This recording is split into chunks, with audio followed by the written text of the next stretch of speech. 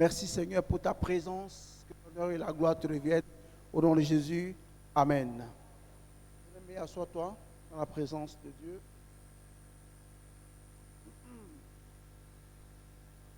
Ce matin, depuis toute cette semaine, je veux dire,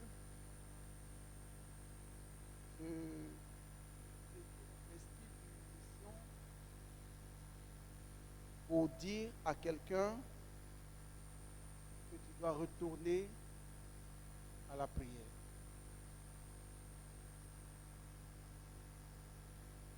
Je veux que tu regardes quelqu'un à côté de toi. Si tu es trop loin de la personne, si tu es proche de la personne, dis-lui, retour à la case de départ. Alléluia. Le retour de la case de départ parle de la vie de prière qui fait de toi un enfant de Dieu. Nous allons prendre ensemble nos Bibles ce matin dans le livre de Actes des Apôtres. Actes des Apôtres, le chapitre 23. Nous lirons le verset 12 et le verset 14. En fait, les deux versets ont été choisis parce que c'est un peu la répétition du début. Voilà, voici le debout. Nous allons honorer la parole de Dieu. Vas-y. Acte 23, le verset 12. Quand le jour fut venu, les Juifs formèrent un complot et firent des imprécations contre eux-mêmes, en disant qu'ils s'abstiendraient de manger et de boire jusqu'à ce qu'ils eussent tué Paul. Verset 13. Ceux qui formèrent ce complot étaient plus de 40. Et ils allèrent trouver les principaux sacrificateurs et les anciens, auxquels ils dirent: nous nous sommes engagés avec des imprécations contre nous-mêmes, à ne rien manger jusqu'à ce que nous ayons tué Paul. Amen. Tu peux relire encore, s'il te plaît. Quand le jour fut venu, les Juifs formèrent un complot. Les Juifs formèrent un complot. Et firent des imprécations contre eux-mêmes. Et firent des imprécations entre eux-mêmes. En disant qu'ils s'abstiendraient de manger et de boire. En disant qu'ils s'abstiendraient de manger et de boire, en d'autres termes, jeûner. Oui. Jusqu'à ce qu'ils eussent tué Paul. Jusqu'à ce qu'ils eussent tué Paul. Ceux qui formèrent ce complot étaient plus de 40. Oui. Ils allèrent trouver les principaux sacrificateurs et les anciens, auxquels ils dirent: nous nous sommes engagés avec des imprécations contre nous-mêmes à ne rien manger jusqu'à ce que nous ayons tué Paul. Amen. Seigneur, merci pour ta parole. J'ai prié, Père, que celui-là même qui t'écoute ce matin n'écoute pas un homme, mais écoute ce que dit l'Esprit. Je prie ce matin, Seigneur, que ta parole nous fasse du bien et qu'elle nous ouvre les yeux et qu'elle ouvre notre entendement. Au nom de Jésus, Amen. Asseyez-vous. Que Dieu vous bénisse. Ce matin, le thème que je voudrais partager avec chacun de nous n'est pas un thème sur lequel j'ai réfléchi pour le trouver. C'est juste un verset. C'est juste un verset que j'ai essayé comment on appelle ça, dans la méditation, de l'utiliser afin que nous puissions rester dans la même vision que Dieu a donnée à l'Église. Je veux que tu saches une chose. Le thème, c'est prier sans cesse. Prier sans cesse. En d'autres termes, ne cessez pas de prier. C'est tout. Si vous cessez de prier, vous allez commencer à vivre autre chose. que vous n'auriez pas ou vous n'auriez jamais imaginé. C'est Paul qui dit aux Thessaloniciens, je crois que c'est dans 1 Thessaloniciens 5, verset 17, il dit ceci, priez sans cesse. Le texte que nous avons lu ce matin nous fait comprendre quelque chose.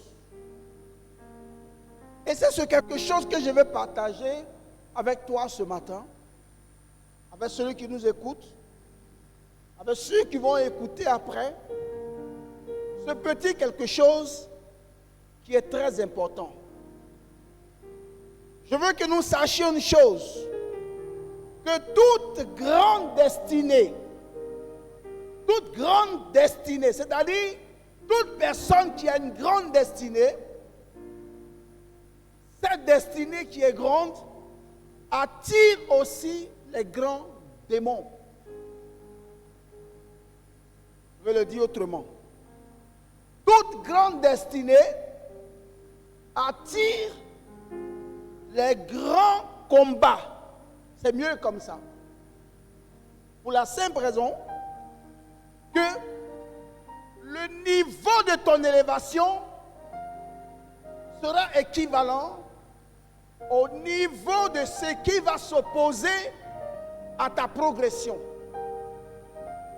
Il est mieux de savoir que je suis élevé. Mais un temps vient où tu dois aussi progresser.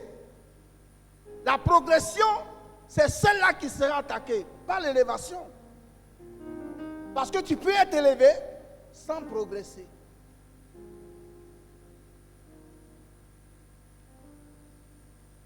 Je vais dire à quelqu'un ce matin, quand je lis ce passage, quand je le lis profondément, je me rends compte que juste une petite structure.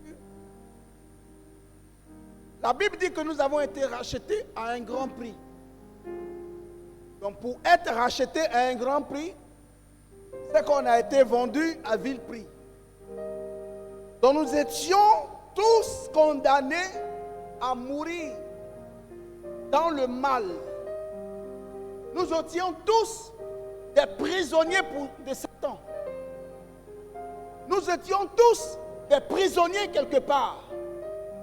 Et la Bible dit, dans la grandeur de Dieu, dans son grand plan, Dieu va faire que Jésus vienne nous racheter en donnant sa vie à la croix. Donc, le sacrifice de Jésus-Christ à la croix nous a sortis de la prison de Satan pour nous exposer à vivre une autre vie différente de celle que nous vivions dans le passé. Mais, lorsque l'ennemi nous a vus dehors de la prison dans laquelle nous étions, il s'est mis à nous suivre. La Bible dit que Satan est descendu comme un éclair. Il rôde sur la terre, cherchant qui dévorer. Donc ça veut dire, celui qui l'attrape, il le dévore. Je veux simplement faire comprendre à quelqu'un que le dévorer ici ne s'adresse pas seulement aux enfants de Dieu, mais à tout être qui trouve. Mais mieux encore, ceux qui appartiennent au Seigneur, qui étaient en prison, qui ont été libérés. Et c'est pour cela que l'Éternel nous a donné une âme qu'on appelle la prière. Et qu'à partir de cette prière, cette âme-là, que nous puissions nous défendre quand il faut et comme il faut. Mais nous avons, bien aimés, trop été habitués à porter cette âme sur nous. Et je m'avais encore fait une anecdote en disant à quelqu'un, le soldat que vous voyez, qui fait une guerre aujourd'hui, qui tire et qui tue l'adversaire, ce n'est pas hier qu'il a commencé à porter l'arme. Il a commencé à porter cette âme depuis qu'il a été ordonné à porter la tenue qu'il a. Donc il ne s'est pas habitué à la puissance de cette âme. Mais il s'est dit, c'est une âme qui sert à me défendre. Donc même si je me habitue à cette âme-là, je ne peux pas continuer de rester là, avoir cette âme et être dans l'agression continuellement. Mais c'est ce que nous faisons. Nous sommes habitués à la vie de tous les dimanches, à la vie de la... Mais nous n'utilisons plus notre âme, parce que nous sommes... Quelqu'un dit avec moi danger. Lorsque tu t'habitues à ce qui va te protéger, tu ignores finalement la puissance de ce qui doit te protéger. Et quand ce qui doit te protéger ne te protège pas, c'est ce qui ne peut même pas te tuer qui te tue. C'est très important. Alors quand je reviens en arrière, je comprends que nous sommes un peuple de Dieu. Nous avons accepté de suivre le Seigneur, mais nous avons oublié notre arme. Parfois même d'autres l'ont oublié chez eux. Imaginez-vous un policier qui oublie son arme à la maison. Quand il sort et qu'il a un danger, qu'est-ce qui va se passer? Je passe par ces petits exemples pour te faire comprendre quelque chose. Il est important que tu tiennes la prière entre tes mains. C'est très important. Ce que tu ne sais pas, bien-aimé, c'est ce que la Bible vient de nous dire ce matin. Il s'agit ici de l'apôtre Paul.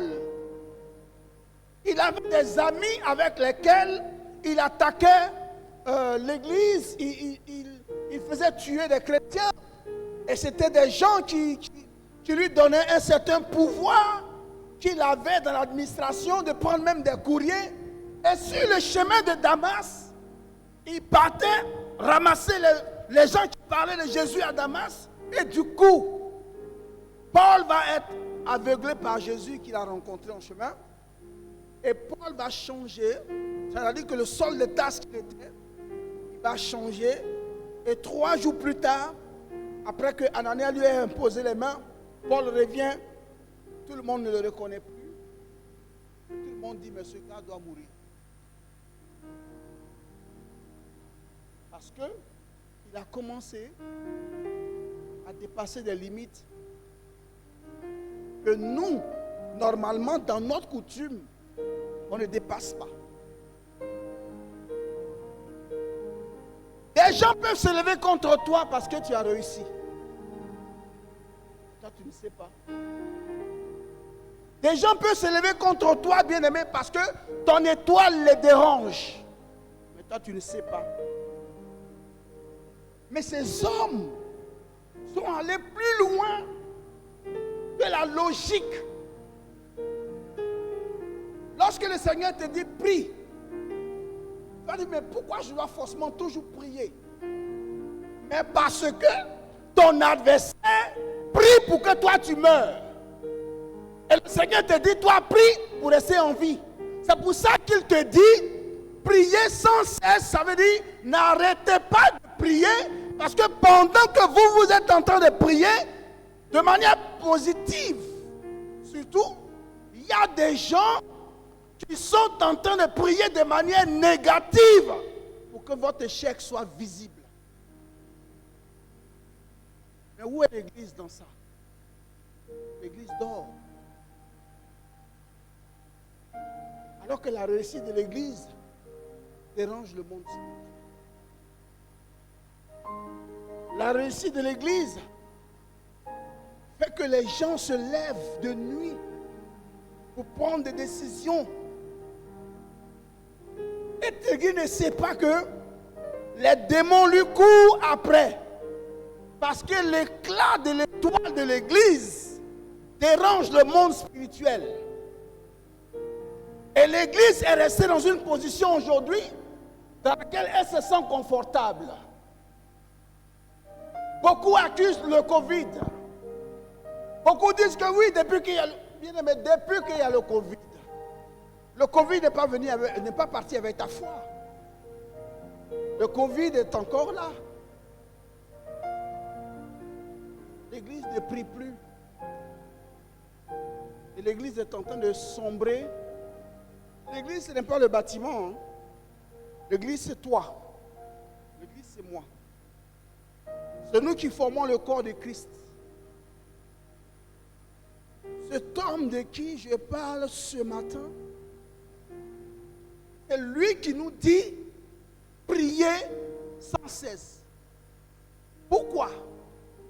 Parce qu'il sait de quoi il parle.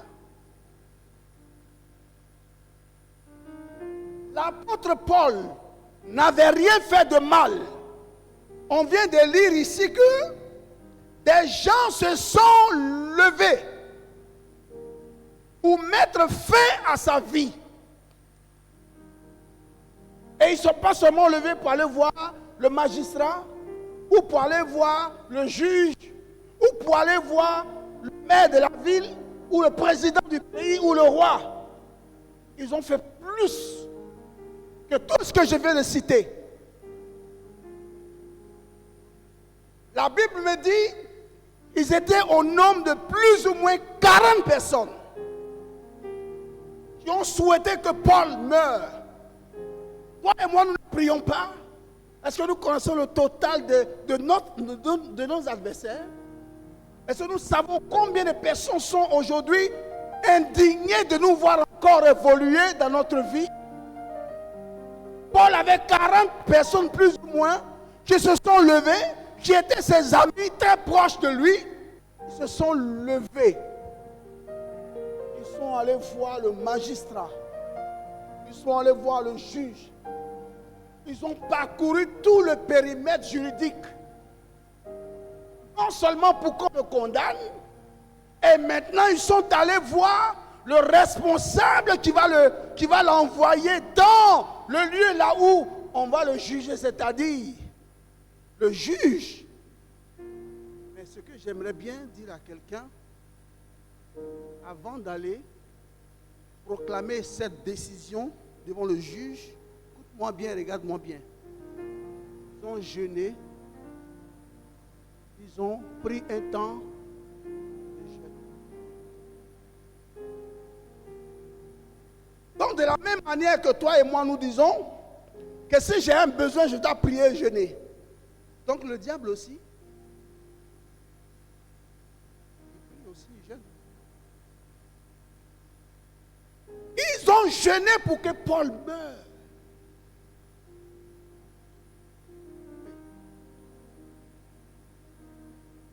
Vous voyez, quoi qu'on est trop intellectuel spirituellement, c'est pas bon. Hein? Beaucoup sont dans Jésus a déjà payé le prix. Je n'en dis qu'on ne vient pas. Mais quand il a fini de payer le prix, il t'a dit, toi, il faut prier sans cesse. C'est vrai, j'ai payé le prix. Maintenant, toi, mets-toi continuellement en prière. Et je le disais encore cette semaine, pourquoi Jésus arrive avec les disciples et qu'il leur donne la révélation du Notre Père, parce qu'il leur dit, si vous voulez prier, dites ceci. Si ce n'était pas nécessaire de prier, pourquoi Jésus allait leur apprendre le Notre Père? En fait, le Notre Père est une révélation et non pas une récitation de tous les jours. Nous devons comprendre que la vie que nous vivons sur le plan physique tient sa source dans le plan spirituel. Si le plan spirituel dit qu'aujourd'hui, dans tel pays, il y aura tel événement, si le plan spirituel s'est déjà arrêté, naturellement, ça va arriver. Et je le disais encore que ce que nous apprenons chaque jour dans les lieux où nous allons, ce n'est pas ces choses-là qui sont, ça n'a pas été décidé le matin, bien aimé, mais ça a été pris comme décision dans le monde spirituel avant d'apparaître dans le monde naturel.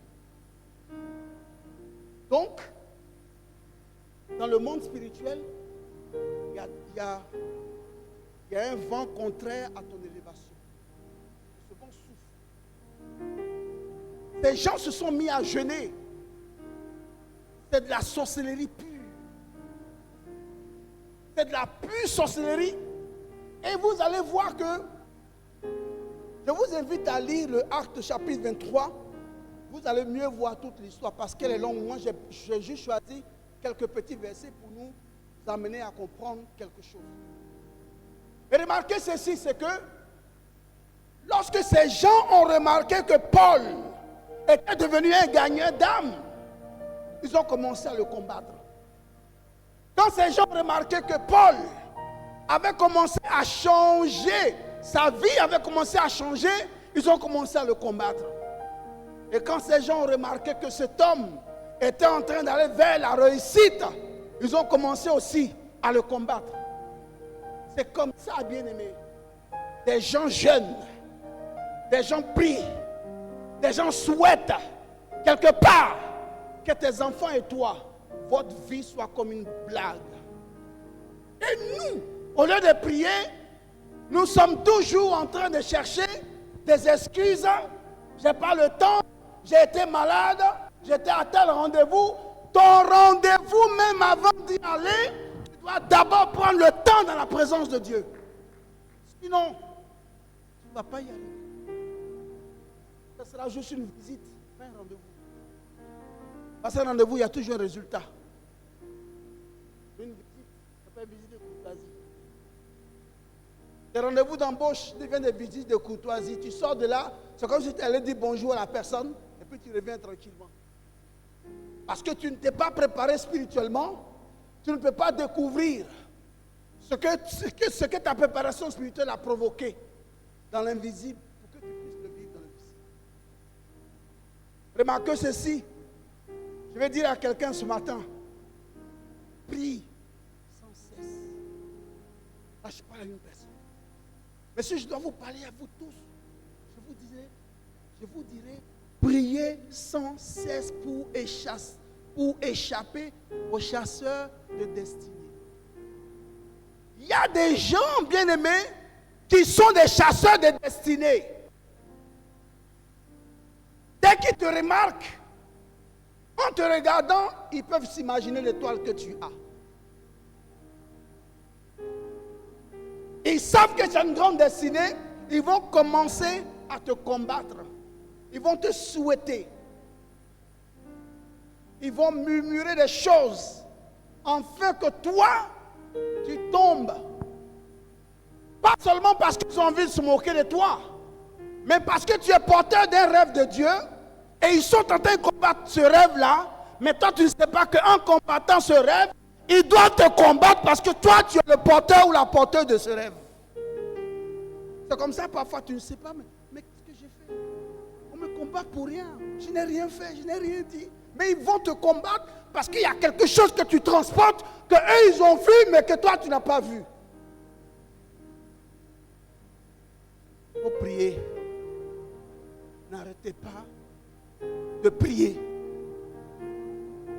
Priez jusqu'à en être fatigué. Quand Jésus disait aux disciples qui étaient avec lui à Gethsémani, il a dit quoi? Veillez et priez. Ça ne veut pas dire que vous devez faire des veillées tous les jours.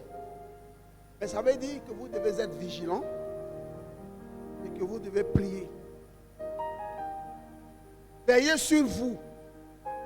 Veillez sur votre famille. Veillez sur vos projets. Veillez sur vos enfants. Veillez sur votre travail. Et priez. L'Église s'est trompée de cible. Notre vrai adversaire, ce sont les gens qui sont avec nous.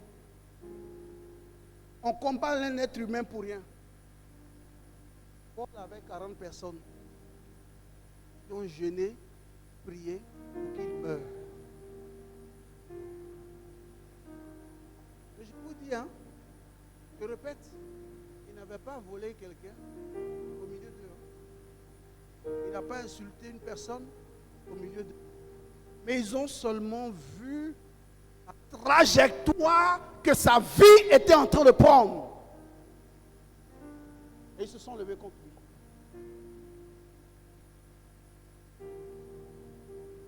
Et pour toutes ces raisons, bien-aimés, Paul est devenu une cible à ne pas rater. Tu peux te lever le matin, bien-aimé, sans savoir que tu es la cible d'une association de démoniaques. Est-ce que je parle à quelqu'un ce matin? Tu peux te lever un bon matin sans savoir que tu es la cible recherchée. Mais toi, tu ne sais pas. Tu t'es levé le matin, tu t'es mis dans la ville, tu as commencé à te promener, tu as commencé à faire tes courses. Tu n'as même pas eu le temps de te mettre à genoux pour dire, Seigneur, je te confie ma journée, afin qu'elle soit gardée par toi. Non. Non. Tu t'es levé. On a juste un petit texte qu'on aime bien lire, des phrases qu'on aime bien prononcer. Dieu va faire. Il va faire quoi? Il y a des gens qui t'ont déjà dévancé dans le spirituel. Ils sont en avance sur toi dans le temps. Qu'est-ce que tu es en train de dire maintenant?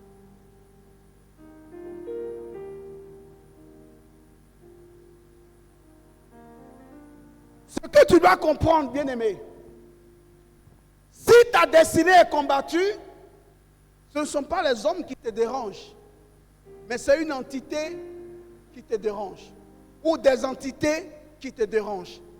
Donc, derrière ces hommes qui sont en train de lutter avec Paul, il y a des entités spirituelles qui ne veulent pas voir le ministère de Paul s'établir. Ils ont vu que cet homme sera un grand homme de Dieu, un instrument que Dieu va utiliser. Il faut le tuer. Il faut qu'il meure. Quand on découvre quelque chose de grand dans ta vie, l'un des souhaits qu'on a souvent, c'est que si on laisse cette femme-là, de cette femme va sortir les princes de demain. Soit on lui ferme les entrailles, ou soit on la tue. De cet homme va sortir demain, il sera peut-être le papa du futur président de cette nation. Automatiquement, il y a des adversaires qui se liguent contre toi. Mais toi, tu ne sais pas. Hein? Je vais rappeler à quelqu'un que tu n'es pas au courant. Hein? Paul ne savait pas. Mais comme Paul était un homme de prière, comme Paul était un homme de consécration, qu'est-ce qui va se passer? L'une des fois où dans la Bible on m'a dit que Paul avait un neveu, le fils de sa sœur, était là et il a entendu le complot se faire parce qu'il n'était pas loin de ceux qui l'ont dit. Il s'est levé et il est allé voir Paul pour dire à Paul que là où tu es assis ici dans la prison, demain à telle date, demain à telle heure, les gens vont venir demander que tu comparaisses devant le juge. Mais en fait, en réalité, quand tu vas sortir, sûrement qu'on va tirer sur toi. Sûrement qu'on va te faire quelque chose. Parce qu'il y a des gens, 40 personnes, qui sont dans notre circoncision, qui se sont levées dans le jeûne et dans la prière pour que tu meurs. Le texte que nous avons lu nous dit qu'environ 40 personnes se réunirent. Ils firent des imprécations. Imprécation signifie malédiction. Des paroles prononcées pour qu'il arrive du mal à une personne. C'est ça, les imprécations. Donc, ces gens se sont levés pour maudire la vie de Paul. vie. Peut-être que toi, tu es là aujourd'hui où tu m'écoutes. Il y a des gens qui se sont levés sans que tu aies quoi que ce soit avec eux. Ils ont commencé à te maudire. Ils se réunissent et ils te maudissent. Ils ont même des manières de se tenir avant de te maudire. Parce qu'on me dit, oh, aujourd'hui c'est Facebook qui les rencontre tous. Et on leur dit, pour que la parole que tu prononces arrive très vite et puissamment, il faut que tu sois nu. Donc il s'est mis nu, ou elle s'est mise nue, pour prononcer des paroles sur ton foyer, sur ta vie, sur tes enfants, sur ton travail, sur tes finances. Mais j'ai une bonne nouvelle pour toi. Un enfant de Dieu ne doit pas avoir peur de ce genre de choses. Parce qu'avant elle, ou avant lui, qui vient de se mettre nu pour maudire ta vie, moi je connais un homme qui 2000 ans avant est allé à Golgotha sans être vêtu. Il était nu et il n'a pas maudit ta vie, mais il a dit tout est accompli. Donc à partir de ce moment, en tant qu'enfant de Dieu, je t'invite à entrer dans tout est accompli et ne pas rester à te lamenter parce qu'on a maudit ma vie. C'est très important. Les gens se sont levés, ils ont fait des imprécations contre Paul. Donc, avant de leur demander que comment on appelle ça, le juge le livre à eux pour qu'ils le tuent, ils ont d'abord jeûné. Je voulais aller tout doucement dans cette petite minute-là pour faire comprendre à quelqu'un. Quand toi, tu as besoin de quelque chose, qu'est-ce que tu fais? Tu jeûnes, tu pries.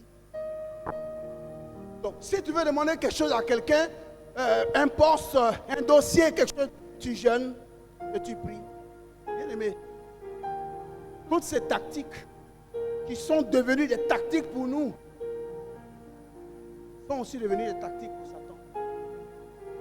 Mais je vais dire à quelqu'un, je vais décourager quelqu'un, la prière n'est pas une tactique. La prière fait partie de la composition initiale pour qu'un miracle s'accomplisse sur la terre des hommes. Là où il n'y a pas prière, il n'y aura pas miracle. La prière n'est pas une méthode, comment on appelle ça, une méthode flatteuse. Non. La prière n'est pas une méthode flatteuse. La prière fait partie intégrale de la composition du miracle de quelqu'un.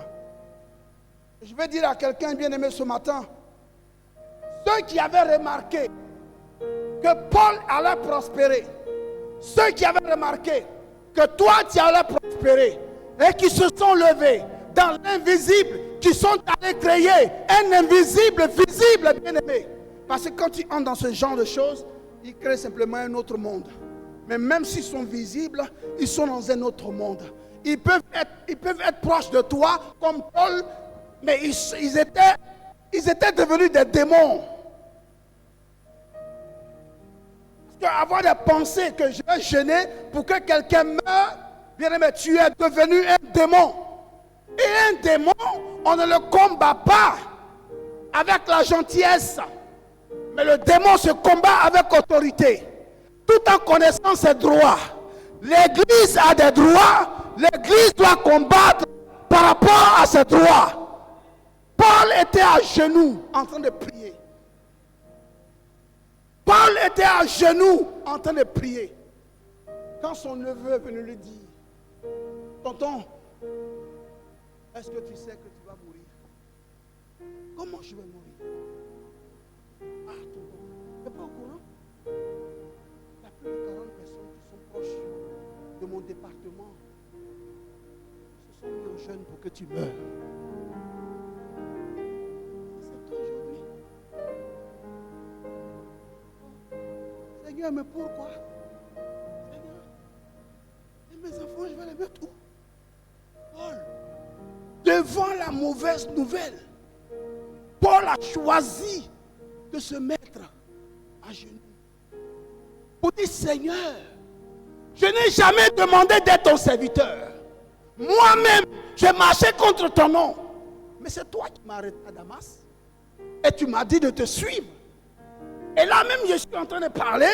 Je ne prêche même pas ta parole, mais je rends seulement mon témoignage et tout le monde me suit. Ça encore, ça dérange les gens. Si c'est ça là te servir, Yahweh, je ne veux plus. Mais non, il s'est mis à genoux. Il a dit, Seigneur, c'est à cause de toi que je vais mourir. Mes yeux veulent te voir. Mes yeux veulent te... C'est toi le même Dieu qui m'était apparu sur le chemin de Damas. Je veux encore te revoir. Comment on appelle pas? Paul savait que dans la parole de Dieu, comme je vous disais ce jeudi, que si tu veux que ta prière soit légale, elle doit tirer une source de quelque part. Seigneur, je veux te revoir ici. Il savait qu'un jour dans la parole, il y avait un homme qui s'appelait Manoah, qui a dit à sa femme, si celui qui t'a parlé est vraiment Dieu, qu'il revienne encore. Lorsqu'un véritable enfant de Dieu commence à entrer dans ses révélations, tu deviens un danger pour le diable. N'arrête pas de prier. C'est pas combien de temps on va prendre pour parler de la prière. Ça va prendre un mois et demi, je ne sais pas. Mais j'ai la mission de badigeonner l'esprit de quelqu'un, la pensée de quelqu'un, que tu dois te lever et tu dois vaquer à la prière. Le diable te fragilise, il te rend paresseux, il te rend ennuyeux vis-à-vis de ta vie chrétienne. Parce qu'il sait qu'un enfant de Dieu qui est attaché à la prière est une bombe pour le monde des ténèbres. Paul en est un. Paul a dit, Seigneur, c'est vers toi que je me tourne. Si Paul s'est levé après ce jour et qu'il est arrivé chez les Thessaloniciens et qu'il leur a dit, priez sans cesse, il sait de quoi il parle. Il sait de quoi il parle. Nous, notre vie chrétienne, nous prions le lundi, le mardi, le mercredi, je suis fatigué. Le jeudi soir, je reprends un peu, je dors vendredi. Samedi, Seigneur, dimanche matin, je m'habille, je suis à l'église. Voilà ma vie chrétienne. Mais je vais vous décevoir. Le diable n'a pas peur de ceux qui s'asseyent à l'église. Le diable n'a pas peur des sympathisants du corps du diable, du Christ. Parce que si tu es sympathisant du corps du Christ et que tu n'accomplis pas l'œuvre de Christ, en fait, en réalité, tu es sympathisant d'un autre corps. C'est clair? Donc, qu'est-ce qu'il regarde? Il n'a pas peur du chrétien qui s'assoit à l'église. Il n'a pas peur du chrétien qui n'obéit pas à Dieu. Mais il a plutôt peur du chrétien rempli du Saint-Esprit. Celui de qui la gloire de Dieu coule. Il dit, celui-là, c'est un danger. Cet homme est un danger. Les gens ont vu que Paul est un danger pour eux. Si on ne le tue pas, l'évangile va se répandre. Lui seul, il va annoncer aux Thessaloniciens, il va annoncer aux Corinthiens, il va annoncer aux Galates, il va annoncer aux Romains. Il faut qu'on l'arrête maintenant. Sinon, c'est fini, on ne pourra plus rien faire. Tu crois que tes combats que tu vois aujourd'hui devant toi, tu crois qu'ils sont juste devant toi parce que tu as une belle figure? Non. Tu portes un rêve en toi. Dieu veut réaliser quelque chose avec toi. Et ça dérange le monde. Remarquez ceci. Tellement à dire, mais Paul était juste là en train de réfléchir après que son neveu lui a dit que des gens sont en train de jeûner et prier pour que tu meurs. C'est démoniaque ça. Il n'a pas baissé les bras. Ce que j'aime chez cet homme, n'a pas baissé les bras. Paul a commencé à prier pour ces gens. Il a commencé à prier pour eux. Est-ce que quelqu'un comprend mon français que je suis en train de parler? Ok. Il a commencé à prier pour eux, mais il n'a pas commencé à prier contre eux. Un véritable enfant de Dieu Ne prie que contre le diable. Mais ne prie jamais contre un enfant de Dieu. Tu dois prier pour que Dieu dispose le cœur de la personne. Est-ce que je suis en train de parler à quelqu'un? C'est très important de comprendre que lorsque Paul a commencé à comprendre ces choses, Paul a commencé à prier. Il n'a pas dit, Seigneur, au lieu que moi je meure, qu'eux ils meurent à ma place. Non.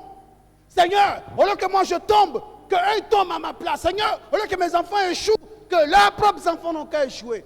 Bien-aimé, j'ai prié pour les enfants même de mes adversaires, pour qu'ils réussissent. Parce que moi, ma réussite, elle viendra par après. Mais il faut bien des gens pour acclamer ta réussite. Le jour que Dieu va te bénir. Si tous tes adversaires meurent aujourd'hui, qui va t'acclamer demain? Paul est resté là dans la prison. Il a commencé à prier pour les gens qui jeûnaient pour que lui meure. Je dis à quelqu'un, tu sais qu'il y a des gens qui sont en train de jeûner pour toi pour que tu... Ne pense pas que tu vas encore saluer la personne. Mais Paul était en prison.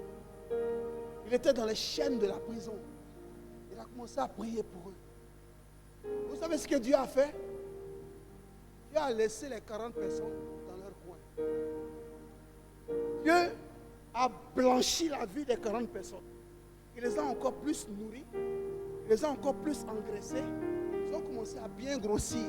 Parce que la prière de Paul était une prière puissante. Seigneur, bénis-les. Seigneur, garde-les. Mais la seule chose que je veux voir, que ta justice se fasse. Vous savez ce que Dieu a fait? Les 40 personnes étaient bien dans leur maison, avec leurs enfants et leurs femmes, leur famille. Dieu est parti chez qui? Chez le juge. Dieu s'est dirigé chez qui? Chez le juge. Et il a préparé le cœur du juge. La prière prépare le cœur de quelqu'un. La prière peut transformer le cœur de quelqu'un. Dieu s'est rendu chez le juge qui va prendre la dernière décision. Et Dieu a préparé son cœur. Dieu a préparé son cœur. Mets ta main sur ton cœur. Mets ta main sur ton cœur. Et dis-toi à Dieu que Seigneur, tu prépares mon cœur à autre chose. Prépare mon cœur à la prière. Dieu a préparé le cœur du juge. Et les 40 personnes qui ont jeûné contre Paul pour que Paul meure, Dieu les a laissés tranquilles. Il leur a donné la bonne santé.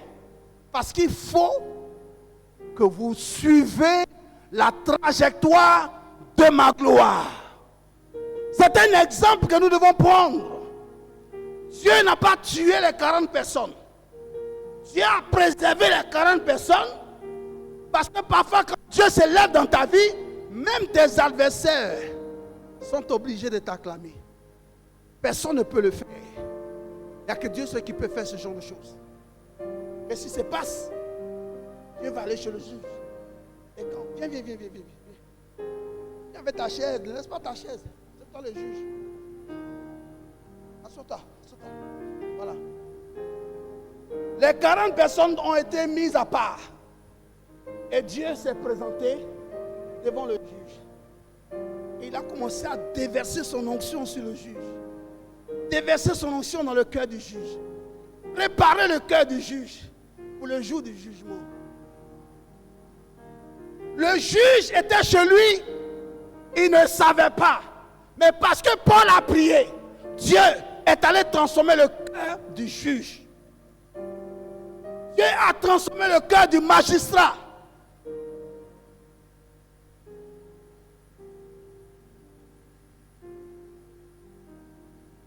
Dieu a transformé le cœur de ces personnes.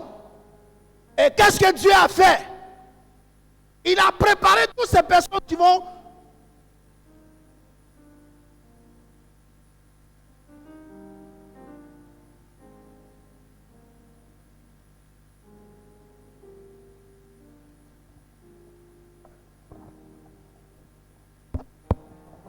Dieu a préparé le temps.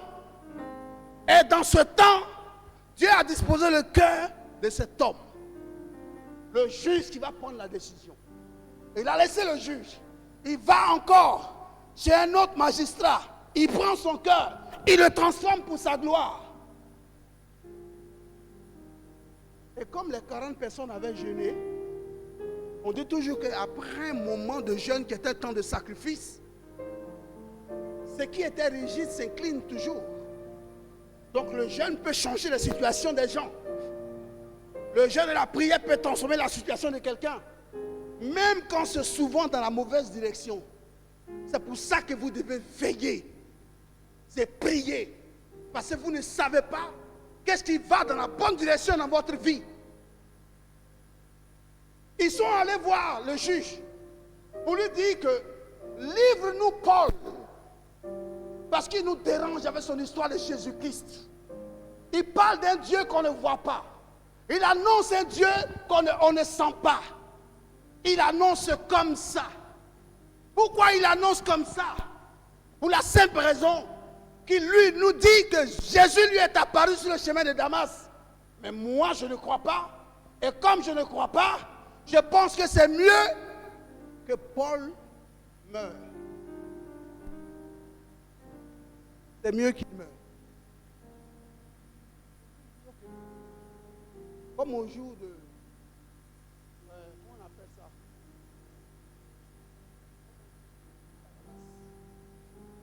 Les décisions qui se prennent, qui ne sont plus le juge qui a pris, mais ce sont des décrets. Et ça doit être simplement suivi. Donc le juge a dit ok. Il a appelé le magistrat, ils se sont arrangés. Ils ont décidé le jour du jugement de Paul. Paul arrive dans le prétoire, il s'assoit. Après un moment intense de prière. Parce que je vous répète encore que l'apôtre Paul était un homme de consécration, un homme de prière, un homme qui savait chercher la face de Dieu, un homme qui pouvait parler à un peuple et le peuple va se convertir en 1 minute. Lorsque Paul entre dans le palais, dans le lieu là où il va être jugé, Paul arrive et puis on lui pose la question, mais qu'est-ce que tu as fait? Pourquoi ces gens-là sont venus me voir pour que tu meurs? Dis-nous un peu ce qui s'est passé. Qu'est-ce que tu as fait? Qu'est-ce que tu leur as fait? Parfois même, il y a des gens auxquels tu ne dois rien qui t'en veulent.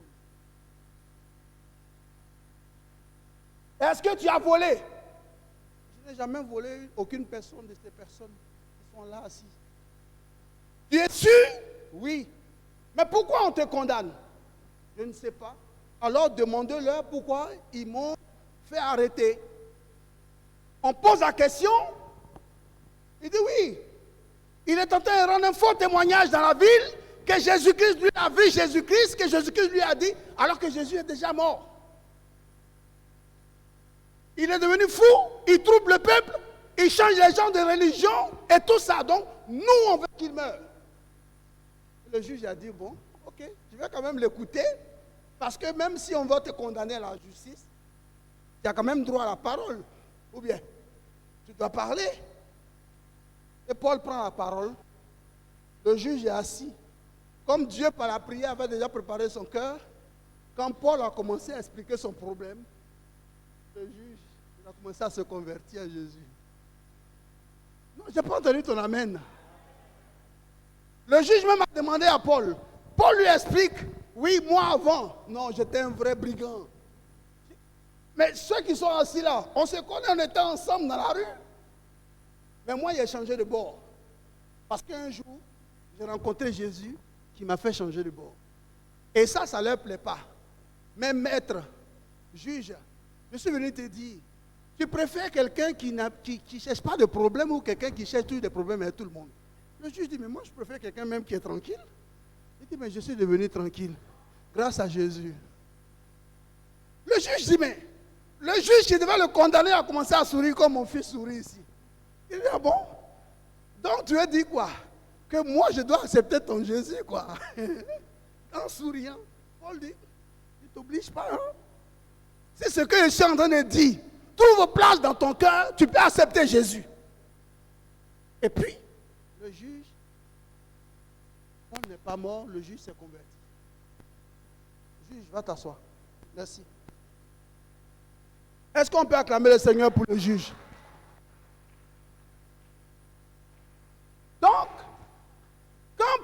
maintenant descend et que Dieu le sort de cette difficulté et qu'il arrive chez les Thessaloniciens et qu'il leur écrit pour leur dire priez sans cesse, il sait de quoi il parle.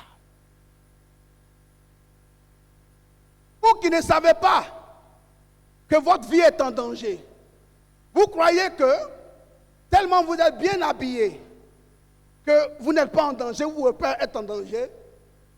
Je suis venu vous dire, priez sans cesse. Pourquoi? Ce que nous, les enfants de Dieu, nous n'avons pas compris. Je vais terminer par là, même si aujourd'hui on a eu beaucoup de temps, mais on va quand même, comment on appelle ça? Remarquez le premier passage que je prends, Luc 22, verset 31 à 32. La Bible dit ceci. C'est Jésus qui parle à Simon. Pourquoi nous devons prier sans cesse? Jésus dit à Simon, Luc 22, verset 31 à 32, il dit, Simon, Simon, Satan vous a réclamé pour vous cribler comme du froment. Mais ils avaient fait quoi? Rien. Ils n'ont rien fait. Mais parce qu'ils ont accepté Jésus, ils sont devenus des cibles. Jésus même qui dit à Pierre, Simon, Simon, Satan vous a réclamé pour vous cribler comme du froment. Mais moi, j'ai prié pour vous, pour ne pas que votre foi soit défaillante. Donc, Seigneur, donne-moi la foi. Seigneur, donne-moi la foi. Le Seigneur t'a donné la foi. Mais pour garder la foi, tu dois aussi, parce que la prière fortifie ta foi. Mais si tu ne pries pas, bien-aimé, et que tu n'as pas cette vie de prière, tu vas continuer les choses, et tu vas te retrouver dans les choses, et ces choses dans lesquelles tu vas te retrouver, bien-aimé, vont déstabiliser ta vie. Parce que la prière, elle fait des folies dans la vie d'un enfant de Dieu. Aujourd'hui, je vais parler à quelqu'un. La prière, la Bible dit que la prière augmente notre force. La prière nous fait progresser. Oh, quand tu cours, tes forces diminuent. Mais parce que tu pries, la prière te rend juste. Et la Bible dit que le Seigneur renouvelle la force du juste. Donc celui qui prie, Dieu renouvelle sa force. Même quand il se sent fatigué, Dieu renouvelle sa force. Et c'est très important. Nous ne devons pas rester, bien-aimés, à réfléchir toujours. Oh, je suis fatigué. C'est le diable. Parce qu'il sait que si tu pries, tu deviens dangereux. Il ne peut pas te faire quoi que ce soit. Il ne peut rien prendre de chez toi. Le manque de prière fragilise notre foi. Satan vous réclame chaque jour. Vous allez dire, mais je n'ai rien fait, je suis tranquille, je vais à l'église, je prie. Tous les dimanches, je suis là. Quand on dit la louange, je danse. Mais Satan te réclame. Parce qu'il y a quelque chose que Dieu t'a remis, que tu dois amener à un accomplissement. Et ça le dérange. Donc toi, tu dois prier. Tu ne dois pas dire que je ne peux pas prier. La Bible dit encore, puisque tu ne connais ni l'heure ni le jour, quand tu ne sais pas à quel moment tu vas être attaqué, quand tu ne sais pas à quelle heure tu vas être attaqué, ne t'arrête pas de prier, parce que 2 Corinthiens 4, verset 11 me dit, car nous qui vivons tous, nous sommes sans cesse livrés à la mort. Nous qui vivons, nous sommes sans cesse livrés à la mort.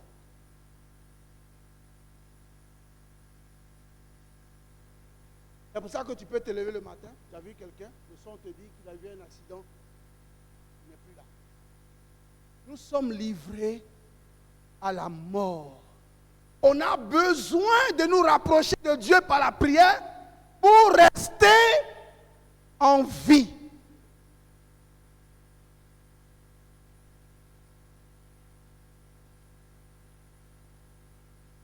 En d'autres termes, c'est la prière qui nous arrache de la mort. C'est la prière qui affermit notre foi. C'est la prière qui nous éloigne de la mort et qui nous rapproche de Dieu. C'est la prière au nom de Jésus qui nous épargne des désastres prévus par Satan. Que tu savais le projet qu'il avait fait sur toi. Que tu savais le projet qu'il avait fait sur toi. Tu allais commencer encore 7 fois à prier. Tu vas dire que tu n'as pas encore beaucoup prié. Mais comme Paul était un homme de révélation, Dieu va lui montrer que la prière fait partie du protocole de la manifestation de la gloire de Dieu. Donc il faut que tu pries sans cesse. Si tu as remarqué, je me suis déjà répété au moins plus de 20 fois. Parce que c'est là le centre de mon message. Va et dis-leur, priez sans cesse. Ne vous arrêtez pas. Votre bonheur dépend de votre prière. Pourquoi? Je vous ai dit ce jeudi que Dieu nous a prêté sa divinité pour que nous arrivions à parler dans le monde invisible et parler au monde invisible. Dieu nous a prêté sa divinité. Il dit nous sommes devenus des participants à la nature divine parce que nous appartenons à Jésus.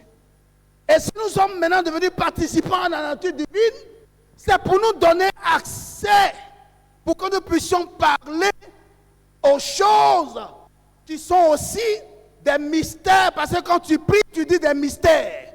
Donc tu dois t'adresser aux choses mystérieuses. Vous savez, il y a des niveaux d'enseignement, quand tu commences à le donner aux enfants de Dieu, on dit, oh, celui-là, il est bizarre. Mais c'est dans la Bible. Vous savez, j'ai trouvé un verset qu'on lit tous les jours.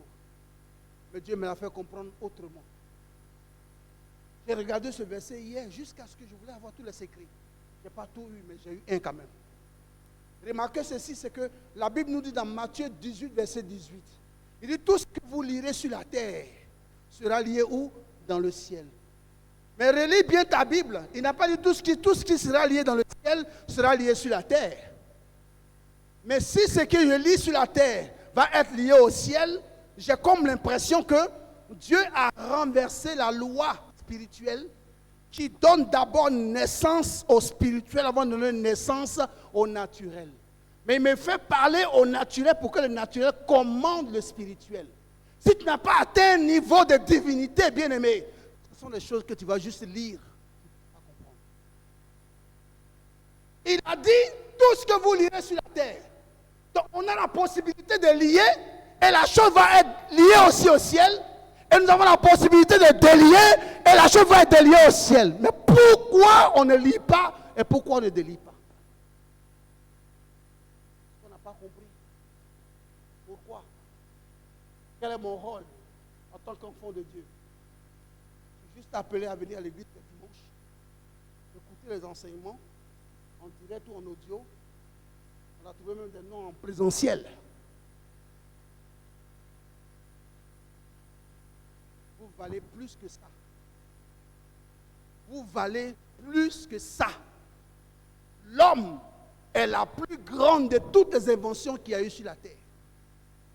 Et Dieu ne veut pas créer une invention plus grande que toutes les autres inventions. Et puis vous vous rendez nul. Vous avez un potentiel en vous que vous devez laisser exprimer.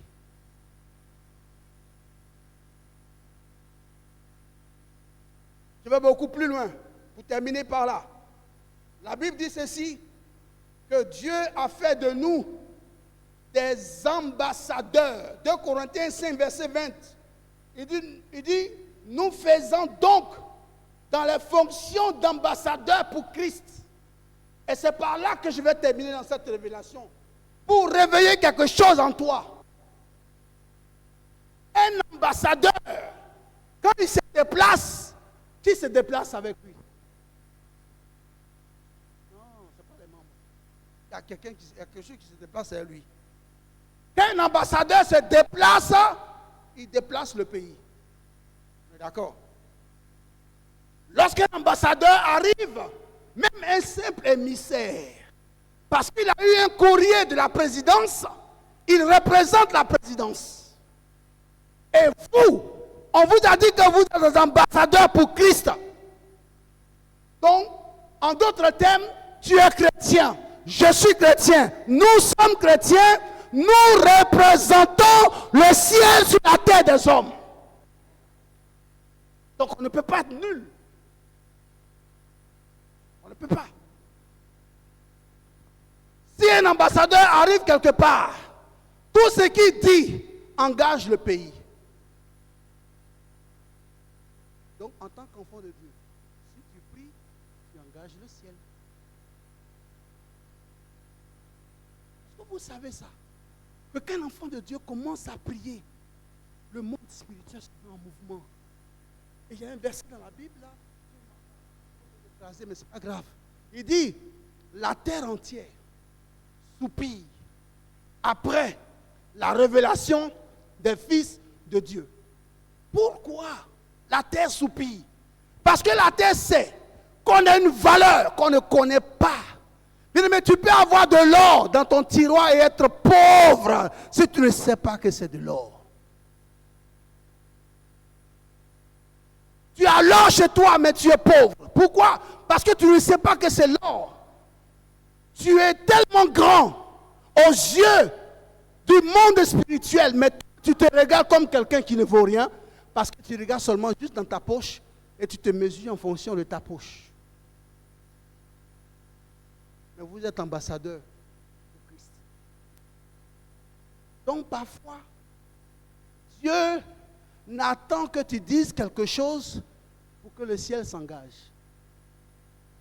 Si un ambassadeur déclare dans un discours, dans un pays, quelque part,